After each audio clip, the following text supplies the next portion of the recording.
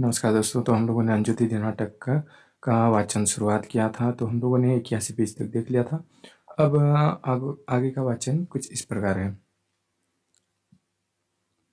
ओमी, देखो तुम नीलम का नाश्ता रखकर जाओ और जज साहब का नाश्ता तैयार करो।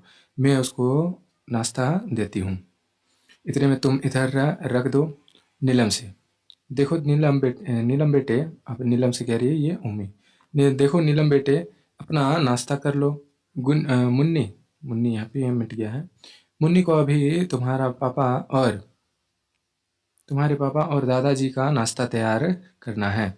वापस अन्नों के पास आती है। नीचे लिखे संवाद से मुन्नी नीलम का नाश्ता रख कर चली जाती है। ओमी, देखा मौसी कहकर भी पापा नहीं आए। दरअसल मम्मी की अचानक मृत्यु ने पापा को के दिल पर बड़ा असर किया है। लंगा उन्हें लगा होगा, यहाँ पे कुछ प्रिंटिंग मिस्टेक है। उन्हें लगा जैसे वह ही उनकी मृत्यु का कारण है। अनीमा, एक तरह से तो उसका ख्याल ठीक है, लेकिन सच पूछो तो अंजू स्वयं अपनी मृत्यु का कारण है। तो ये भी जो है अनीमा भी इसी तरह की बात करती है। अगर श्रीपत का ऑप्शन मिल जाए हमें तो उसमें भी हम लोग कंफ्यूज हो सकते हैं। तो ये जो कथन है किसका है? अनीमा का है। क्या कहते हैं? कह रहे हैं कि एक तरह से तो उनका ख्याल ठीक है, लेकिन सच पूछो तो अंजू स्वयं अपनी मृत्यु का कारण थी। ओमी, अब मैं क्या बताऊँ, हम तो बरेली में थे। तो ये कहाँ पे थे? बरेली में। मैं तो बरेली में थे जब हमें तार मिला। यहाँ आकर यही मालूम हुआ कि जब मम्मी की पहला दौरा पड़ा था तो पापा ने सौगंध खाई थी कि क्या खाई थी? याद रखिएगा, सौगंध। सौगंध खाई थी कि वे अब कभी ना पिएंगे। पर उनकी सौगंधों के रहते भी वे पीने लगे। मम्मी के दौरे बढ़ते गए। नशे तो उनकी कमज़ोर थी, इसलिए हर बार उनका क्रोध दुगने वेग से उभरता और वे पागल सी हो जाती। पापा कुछ दिन छोड़ देते, फिर पीने लगते हैं। बरसों तक यही क्रम चला और एक बार तो लगा कि मम्मी सचमुच पागल हो जाएगी, क्योंकि पापा पीते ही नहीं थे। पी कर वे सब हरकत भी करते थे जिनसे मम्मी को चिढ़ थी। उठकर दिग्नता से कमरे का एक चक्कर लगाती है। फिर ऐसा हुआ कि पापा ने पीना बिल्कुल छोड़ दिया। मम्मी अस्वस्थ हो गई तो फिर से जो है इन्होंने छोड़ दिया था। बिल्कुल छोड़ दिया, मम्मी अस्वस्थ हो गई। तभी कुछ दिन बाद उन्हें पता चला कि वे तो लगभग रोज़ पीते हैं। तो इनको अब पता चल गया कि ये रोज़ पीते हैं। कचहरी में उन्हें इसका प्रबंध कर रखा है। तो कहाँ पे? कचहरी में जो जाते थे वहीं पे इसका प्रबंध कर रखे हैं। उस दिन जब पापा घर आए तो सुनती हूँ कि मम्मी को ऐसा ऐसा भयानक दौरा पड़ा कि फिर वे उससे नहीं उठी। अनीमा, मैं उन दिनों यहीं थी। ये अनीमा कह रही मैं उन दिनों जो है यहीं थी, मैं सब जानती हूँ। ओमी, उस स्थिति में मम्मी की मृत्यु से पापा के दिल पर कुछ ऐसा असर हुआ कि उन्होंने फिर ना घर ना कचहरी, शराब को कभी हाथ नहीं लगाया। अपना ये उसके बाद क्या हो गया? घर ना कचहरी ना शराब, किसी को भी इन्होंने हाथ नहीं लगाया। अपना जीवन नियमित बना लिया उन्होंने और एकदम सन्यासी से बन गए। मुन्नी रसोई की ओर के दरवाजे में से झांकते हुए, जज साहब का नाश्ता तैयार है मेम साहब। उम्मी उठते हुए, मौसी तुम मुन्नी से इधर नाश्ता रखवाना, मैं इतने में पापा को नाश्ता करा आऊँ। तेज तेज चली जाती है। कुछ क्षण बाद मुन्नी के ट्रे लिए हुए खाने की मेज की ओर आती है और उसके पीछे पीछे नाश्ते की ट्रे लिए हुए ओमी बैठक में से होकर जज साहब अर्थात श्री इंद्र नारायण की, जज साहब को क्या बोला जा रहा है यहाँ? इंद्र नारायण की कमरे की ओर जाती है। उसके पीछे पीछे राधु भी पीछे पीछे जा रहा है। इन 20 वर्षों में वह और भी बुढ़ा हो गया है। तो कितने वर्षों? 20 वर्षों में अभी ये और भी बुढ़ा हो गया है। कौन? राधु। गर्दन उसकी धीरे धीरे कांप रही है, एक हाथ भी कांप रहा है। राधु, बहू रानी यह मुझे दे दो, बहू रानी यह मुझे दे दो। तुम कष्ट ना करो, मैं ले जाऊंगा नाश्ता, मैं रोज ले जाता हूँ। ओमी, हाँ तुम रोज ले जाते हो, पर आज मैं ले जाऊंगी। जज साहब के दस्त में चली जाती है। राधु वहीं खोया सा खड़ा रहता है। कुछ खदबदाता कुछ खदबदाता है और बेबसी से हाथ मलता सा कमरे के आगे टहलता है। तभी बाहर से दरवाजे से नीरज और नजीर बातें करते हैं। तो कौन कौन है ये? नीरज और नजीर बातें करते हैं और ठहाका मारते हुए प्रवेश करते हैं। नीरज हंसते हुए, मैं इलाहाबाद में TRO। तो ये क्या बता रहा है? कह रहे हैं इलाहाबाद में TRO था। तो रोज दफ्तर में, तो ये जो उसका हस्बैंड है वही है। टी इलाहाबाद में जो है TRO था। तो रोज दफ्तर में बीसियों अर्जियां आती थी। कितने? बीसियों जो है अर्जियां आती थी। मेरे तो वहाँ ससुराल है। तो इनका ससुराल कहाँ, याद रख लीजिएगा, इलाहाबाद में। मेरा तो वहाँ ससुराल है। कुछ तो राय साहब मुझे दूसरी जगह रहने ना देते। कुछ मैं भी कोशिश ना करता। जो आदमी मुझे मकान के लिए तंग करता, मैं कहता भाई क्या करूं, मुझे तो खुद मकान नहीं मिला है, अपने ससुराल में रहता हूं। तो ये अपने ससुराल में रहता है। ठीक।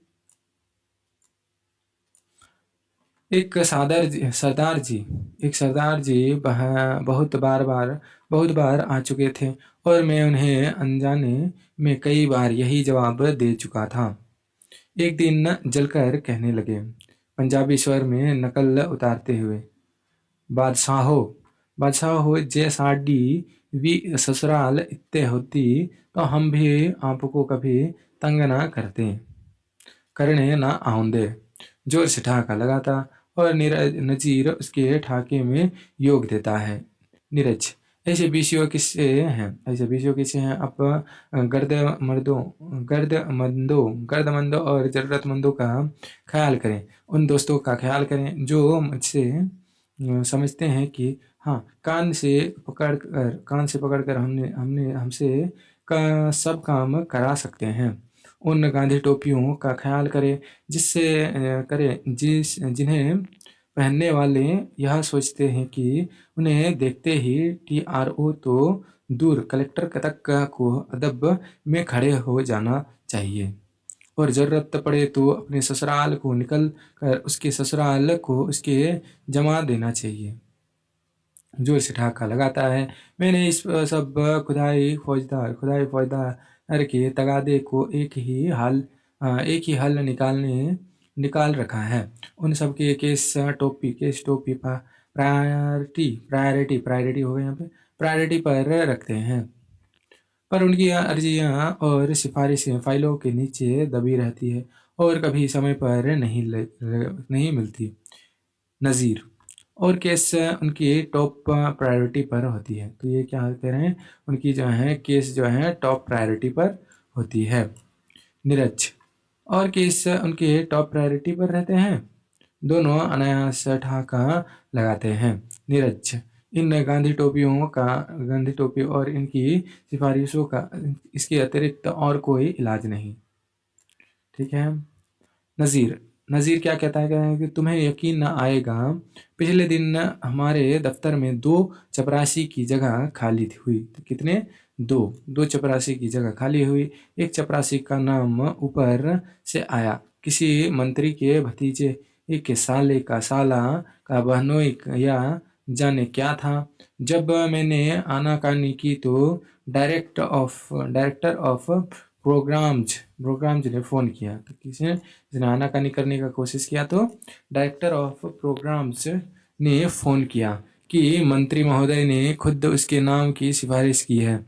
मुझसे मुझे बड़ा गुस्सा मुझे बड़ा गुस्सा आया। मैं स्टेशन डायरेक्टर ना हुआ ना हुआ घसियारा हो गया। तो ये कौन बोल रहा है? नज़ीर बोल रहा है।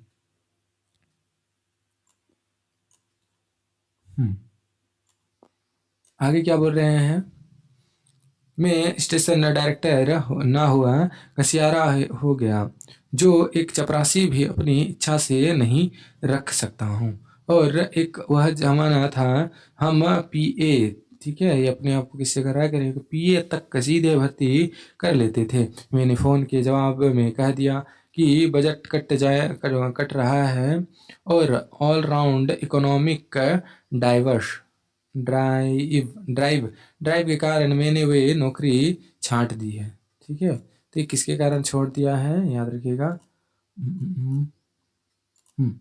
ये क्या बोले, कह रहे हैं कि ऑल राउंड इकोनॉमी ड्राइव के कारण मैंने वे नौकरी छोड़ दी है। जब तक बजट बहाल नहीं हो जाता, मैं कोई चपरासी नहीं रख सकता। हंसता है। बड़े साहब बहुत सिटपिटाए, पर उसका जूता उन्हीं के सिर। इकोनॉमी ड्राइव चल रही थी। वे खुद बचत करो का शोर मचा रहे थे। मेरे इस जवाब पर चूं तक ना कर सके। आत्म तो उससे हंसता है, नीरज भी उसकी हंसी में योग देता है। उमी जज साहब के कमरे से निकलती है। उमी, अब फिर हंसिएगा, पहले नाश्ता कर लीजिए। नीरज, हंसने से तो मेरा जान नाश्ते का कोई संबंध नहीं है। हम नाश्ता करते हुए भी हंस सकते हैं। उमी, उमी क्या कहती है, कह रहे हैं कि जिसके मत्थे पर अपने पति के इस फक्कड़पन से तेवर पड़ जाते हैं। कल आप कलेक्टर हो जाएंगे, पर बात आप तो तब भी करनी ना आएगी। ठीक है, तो ये कौन कहती है, ये उमी कहती है। नीरज, कलेक्टर तो खैर मैं इस जन्म में नहीं होता, हो भी जाऊं तो। ओमी, बातें फिर कीजिएगा, चलिए नाश्ता कीजिए, चाय ठंडी हो जाएगी। नज़ीर, नज़ीर से, चलिए नज़ीर, नज़ीर भाई। नज़ीर, नहीं भाभी, अभी नहीं, हम तो फिर आएंगे। फिक्र कि मैं कुछ फ्रिज में कुछ बियर की बोतलें रख छोड़िएगा। ठीक है, तो ये बोलता है कि फ्रिज में जो है कुछ बियर की बोतलें छोड़ जाइएगा। ये नज़ीर बोलता है। ओमी, लेकिन पापा ने तो। नज़ीर, नज़ीर क्या कहता है, वह हम जानते हैं भाभी, जज साहब जब वो शहर को जाएंगे तभी हम पिएंगे। तो ये कह रहे हैं कि जब वो शहर पर जाएंगे तभी हम पिएंगे। अच्छा, बाय बाय। हाथ को सिर तक का उठाता और चलता जाता है। नीरज, अरे भाई, एक प्याला चाय दो। ये नीरज कहता है, एक प्याला चाय दो। लेकिन नज़ीर बिना मुड़े इनकार के हाथ हिलाता है, चला जाता है। ओमी, नीरज को साथ लिए खाने के कमरे में आते हुए, मैंने कितना बार कहा है सबके सामने आप लोफर की तरह ऐसी बातें ना किया कीजिए। आप पर सिटी मजिस्ट्रेट हो। आप अभी क्या है, याद रखिएगा, ये अभी क्या हो गया, सिटी मजिस्ट्रेट हो गए हैं। आप सिटी मजिस्ट्रेट हो गए हैं। नीरज, सिटी मजिस्ट्रेट होकर क्या मैं आदमी नहीं रहा। उमी, तो क्या आदमी यही गुण है कि वह लोफर हो।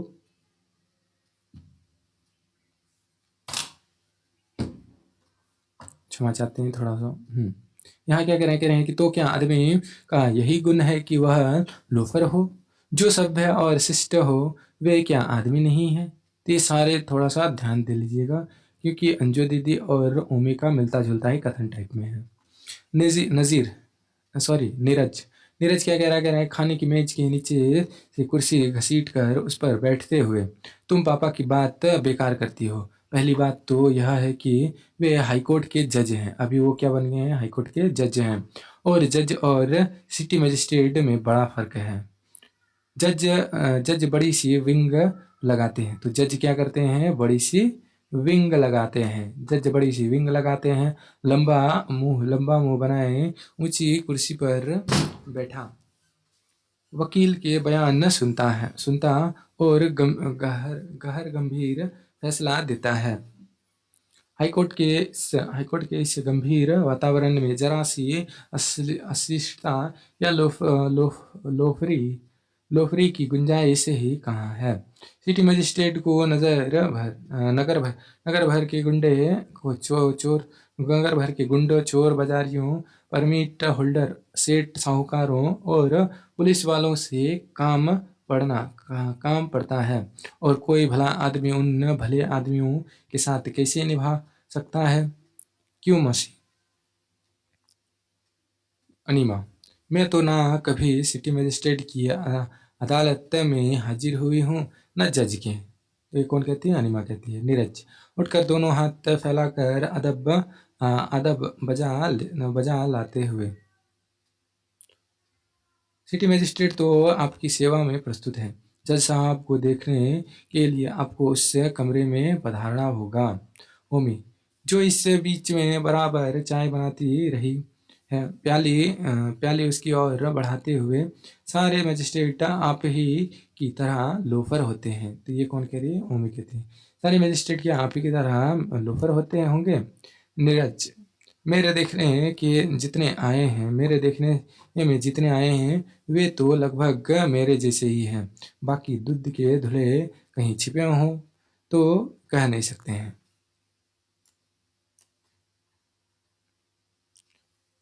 हर पेशे की अपनी खूबी होती है मेरी जान। ये कौन बोल रहा है? ये जो नीरज रहता है वो।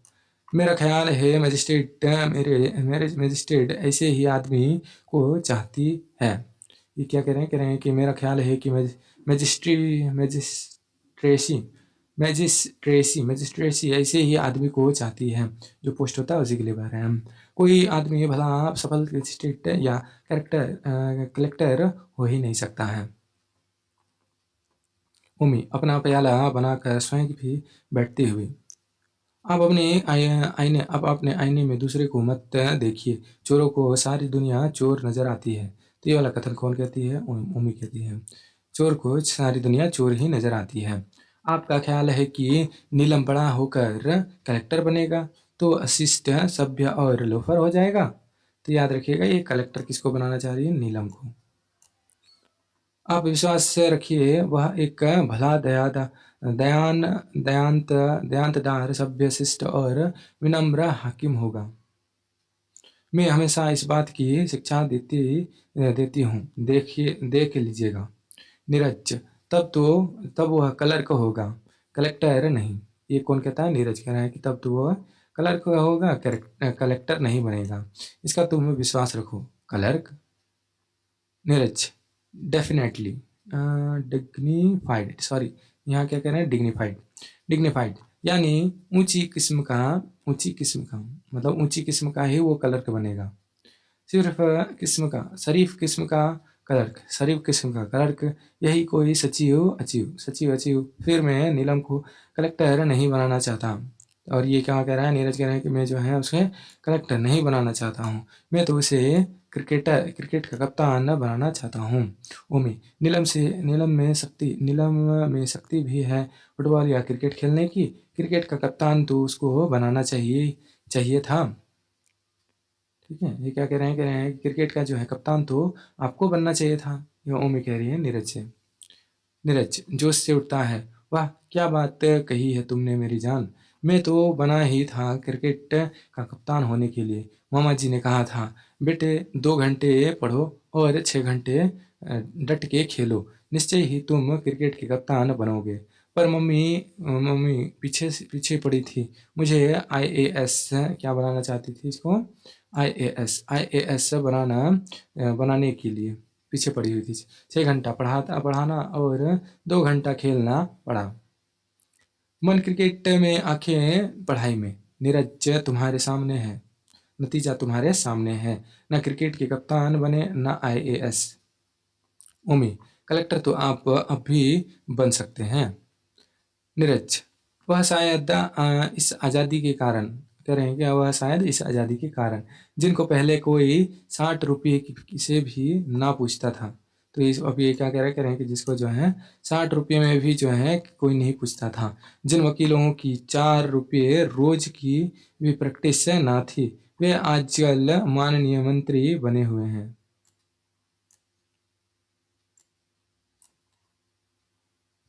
फिर मेरे जैसा नायब तहसीलदार अगर कलेक्टर हो जाए तो कौन सी बड़ी बात है।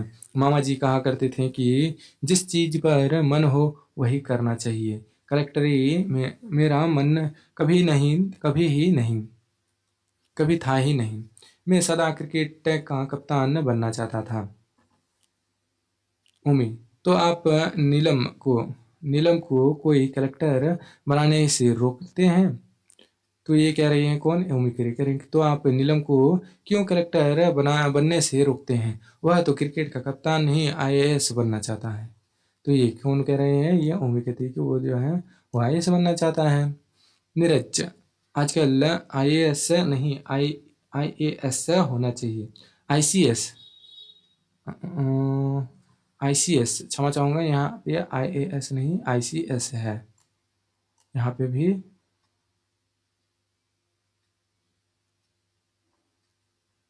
आईसीएस है, ठीक है। यहाँ पे थोड़ा सा मेरे से मिस्टेक हो गया। यहाँ पे क्या कह रहे हैं कि आईसीएस बनाना के पीछे वो पड़ी हुई थी। अब यहाँ पे भी जो है वो नीलम जो है वो भी बनना चाहता है क्या? आईसीएस बनना चाहता है। अब नीरज क्या कह रहे हैं कि आईसीएस आजकल जो है आईसीएस नहीं आईएएस हो गया है। तो इसी का नाम चेंज होकर क्या हो गया? अब आईएएस हो गया है। IAS, Indian administrative service. IAS ही सही, ये ओमी कह रही है आईएएस ही सही। वह आईएएस की परीक्षा देगा और अगर आप बीच में टांग ना अड़ाएंगे तो निश्चित ही आईएएस होके रहेगा। नीरज, उसके मन में बेकार ही तुमने यह ख्याल भर दिया है जैसे आईएएस होना ही जीवन का चरम लक्ष्य है। ठीक, ये कौन? ओमी ने डाल दिया है किसमें? नीलम में। ओमी, नहीं चरम लक्ष्य तो क्रिकेट का कप्तान बनना है। ये कौन कह रहे हैं? ये ओमी कह रहे हैं नहीं, चरम लक्ष्य तो क्रिकेट का कप्तान बनना है। नीरज, क्रिकेट की कप्तानी से क्या मुकाबला? कह रहे हैं कलेक्ट्री का जो है क्रिकेट का कप्तानी से क्या मुकाबला? एक तरफ सी के नायडू, मर्चेंट, हजारे, मनकद या अमरनाथ को रख दो और दूसरे पलड़े में 10 क्रिकेटर या कमिश्नर कमिश्नर रख दो। तो ये क्या बोल रहे हैं यहाँ पे? किसका किसका नाम आ रहा है? सी के नायडू, मर्चेंट, हजारे, मनकद या अमरनाथ रख दो और दूसरे पलड़े में 10 क्रिकेटर या कमिश्नर। ठीक है, 10 कलेक्टर या फिर कमिश्नर, 10 कमिश्नर रख दो।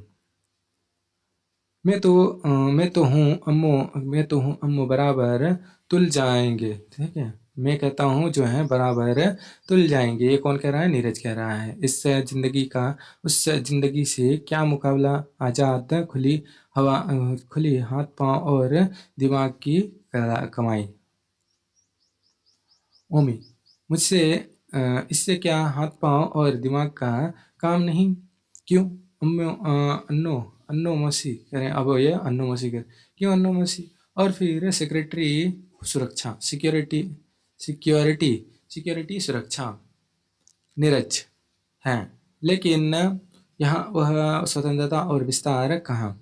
यहाँ तो पग पग पर झूठ कपट बदियाती बदिया बद बदयानती कूटनीति, षड्यंत्र, कुटिलता और कुंठा है। सुरक्षा है उस वह पर उसका सुरक्षा का मूल्य बहुत बड़ा है। ओमी, पर आपको ऐसी सुरक्षा की जरूरत नहीं, आप ना कीजिए यह सब। नीरज, अरे मेरी जान, मुझे कीचड़ में फेंक दो और आशा रखो। मुझे कीचड़ में फेंक दो, ये याद रखिएगा, ये नीरज का कहना है। मुझे कीचड़ में फेंक दो और आशा रखो कि मैं अपने कपड़ों को उसके छींटों से बचाए रखूं। यह कैसे संभव है? तो ये कथन इम्पोर्टेंट सा लग रहा है।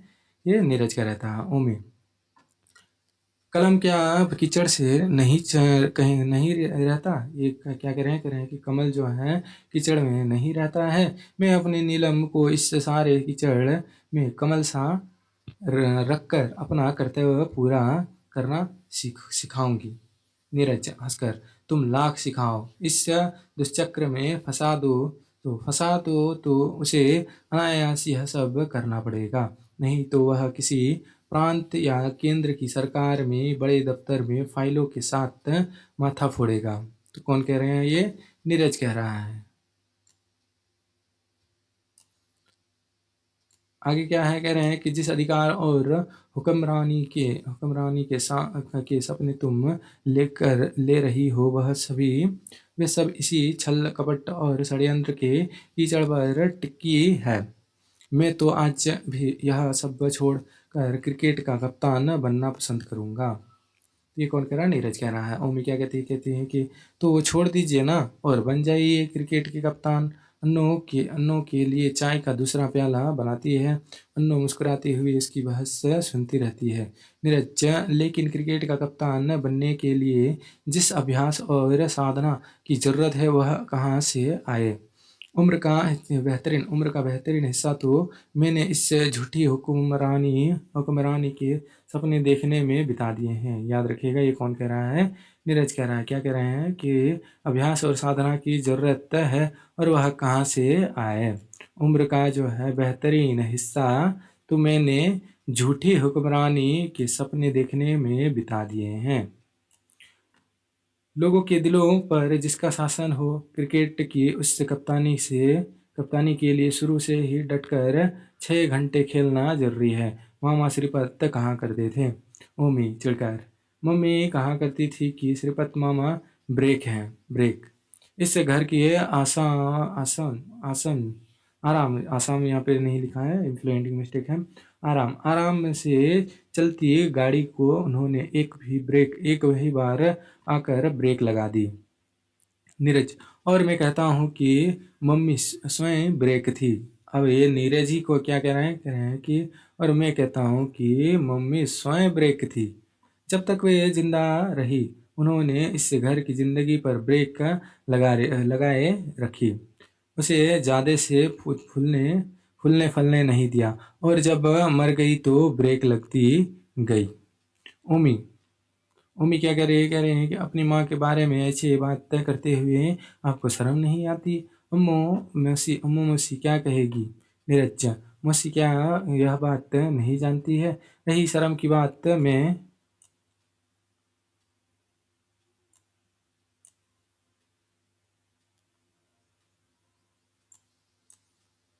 एक मिनट, यहाँ प्रिंटिंग मिस्टेक है क्या?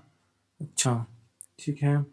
आगे क्या कह रहे हैं? कह रहे हैं कि कोई झूठी बात नहीं कह रहा हूँ। तुम्हारे ख्याल है पापा क्या अपना जीवन जीते हैं?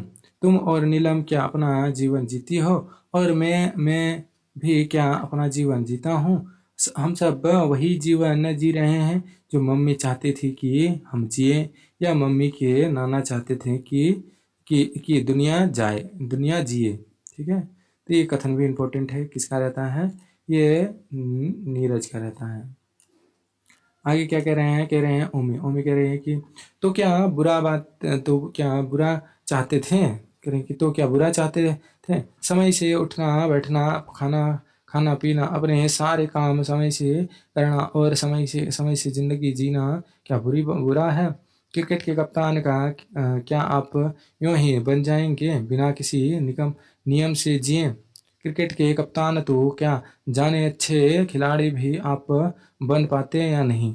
पर मम्मी आपको जो बना जो बने देखा चाहती थी उसके रास्ते पर तो उन्होंने लगा दिया, और आप अगर बहक ना गए तो कलेक्टर या कमिश्नर हो ही रिटायर होंगे।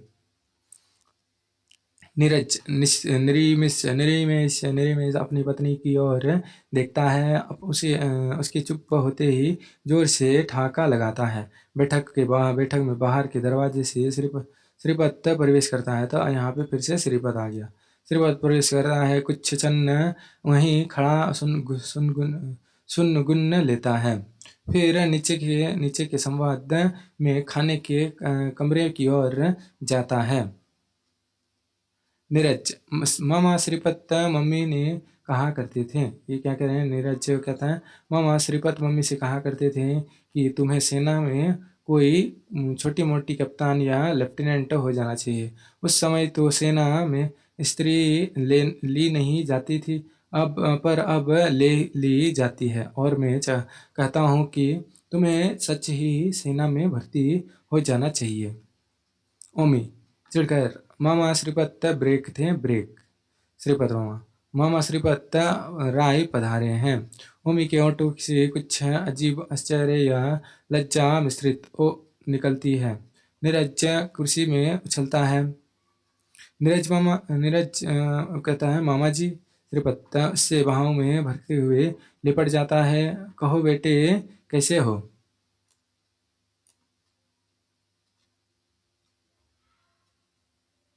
नीरज श्रीपत्ता को बाहों में भेजते हुए, अपनी दुआ में करके, आपकी दुआ है मामा जी। आप कहाँ से आ रहे हैं? श्रीपत, बम्बई से आ रहा हूँ। तो ये कहाँ से आ रहा है? बम्बई। बम्बई से आ रहा हूँ, कलकत्ता जा रहा हूँ। तो कहाँ जा रहा है? ये कलकत्ता जा रहा है। सोचा रास्ते में तुम लोगों से मिलता जाऊँ। सदियाँ गुजर गई, तुम्हें देखे। और तो सब अच्छे हैं? नीरज, जी मामा जी। श्रीपत, जीजा जी कैसे हैं? नीरज, चल रहे हैं मामा जी। श्रीपत, सुना था हाईकोर्ट के जज हो गए हैं। नीरज, जी मामा जी। ये नीरज कह रहा, जी मामा जी। श्रीपत, यह तुम हर बात में जी मामा जी क्या करते रहते हो? नीरज, मम्मी कहा करती थी कि बड़ों के साथ, श्रीपत, अदब के साथ बात करनी चाहिए। दोनों एक साथ ठहाका लगाते हैं और फिर एक दूसरे को आलिंगन में भर भींच लेते हैं। ओमी नीरज से, अब छोड़िए मम्मी जी को, यह हाथ मुंह धोने दीजिए। इन्हें जो है हाथ मुंह धोने दीजिए। पर्दे के पास से जाकर नौकरानी को आवाज देती है, मुन्नी। मुन्नी झांकती है, जी मैम साहब। होमी, बाथरूम में नया तौलिया और साबुन रख दो, मामा जी नहाएंगे। श्रीपत जोर से ठहाका लगाता है। श्रीपत, तो लगता है अंजू दीदी इस घर में अपनी प्रतिनिधि छोड़ गई है। तो ये कौन कहता है? ये श्रीपत कहता है कि अपनी जो है प्रतिनिधि छोड़ गई है। तुम ठीक कहते थे नीरज, अपनी पत्नी को तुम्हें सेना में भर्ती कर देना चाहिए। ओमी की ओर मुड़कर, अरे भाई देख तो लो, क्या मैं गंदा लगता हूँ?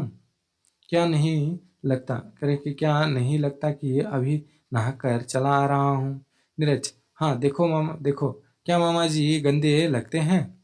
अनीमा, आप नहा कहाँ आए? करे कि आप नहा कहाँ आए? आप तो चाय के पहले कभी नहाते नहाते ना थे। तो यहाँ पे हम लोगों ने 81 पेज तक ख़त्म कर लिया है। आगे का वाचन हम लोग कंटिन्यू करेंगे। तो यहाँ तक तो हम लोगों ने वाचन कर लिया है। पहला अंक ख़त्म कर दिया है पहले से। दूसरा अंक का हम लोगों ने पेज संख्या 81 तक ख़त्म हो गया है। आगे का वाचन हम लोग कंटिन्यू करेंगे। और मेरे से कहीं पे गलती वगैरह हुई होगी तो आपसे क्षमा चाहते हैं। आशा करते हैं कि मेरे इस वाचन से आपको लाभ पहुँचेगा। धन्यवाद।